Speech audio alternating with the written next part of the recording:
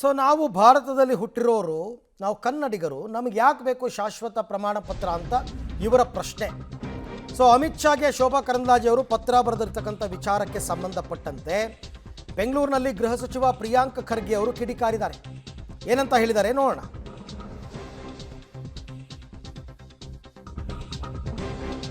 ನಾವು ಶಾಶ್ವತ ವಾಸ ಪ್ರಮಾಣ ಪತ್ರ ಕೊಡ್ತೀವಿ, ಕಾನೂನು ಮಾಡೋದಕ್ಕೆ ತಾನೇ ನಾವಿರೋದು.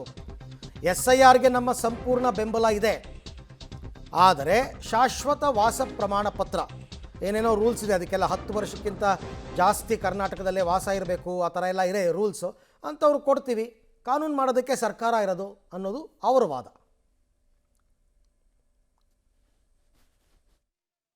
ಸರ್ಕಾರದವ್ರು ನಿಯಮ ಮಾಡೋಕ್ಕಾಗಲ್ವಾ? ನಾವು ಯಾರು? ಶಾಸಕರು. ಶಾಸಕರದ್ದು ಕೆಲಸ ಏನು? ಶಾಸನ ಮಾಡೋದು. ಶಾಸನ ಮಾಡ್ತೀವಿ, ಗೌರ್ಮೆಂಟ್ ಆರ್ಡರ್ ಹೊಡಿಸ್ತೀವಿ.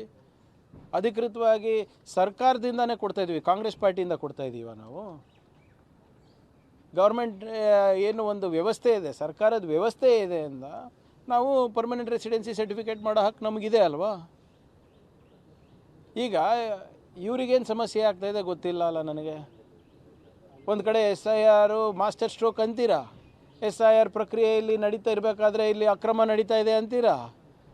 ನೀವು ಡಿಸೈಡ್ ಮಾಡಿಬಿಡಿ whether you want it or don't want it. ನಮ್ಮ ಸ್ಟ್ಯಾಂಡ್ ಭಾಳ ಕ್ಲಿಯರ್ ಆಗಿದೆ. ಮತದಾರರ ಪಟ್ಟಿ ಪರಿಷ್ಕರಣೆ ಆಗಲೇಬೇಕು, ಆದರೆ ಪಾರದರ್ಶಕವಾಗಿ ಆಗಬೇಕು, ಲೋಪಗಳನ್ನು ಸರಿಪಡಿಸಬೇಕು, ನ್ಯೂನತೆಗಳನ್ನು ಸರಿಪಡಿಸಬೇಕು. ಅದಾದಮೇಲೆ ಬಹಿರಂಗವಾಗಿ ಮಾಡಲಿ. ನಮ್ಮದು ಸಂಪೂರ್ಣವಾದಂಥ ಸಹಕಾರ ಇದೆ. ಮುಖ್ಯಮಂತ್ರಿಗಳು ಇದನ್ನು ಆಗಲೇ ಹೇಳಿದ್ದಾರೆ.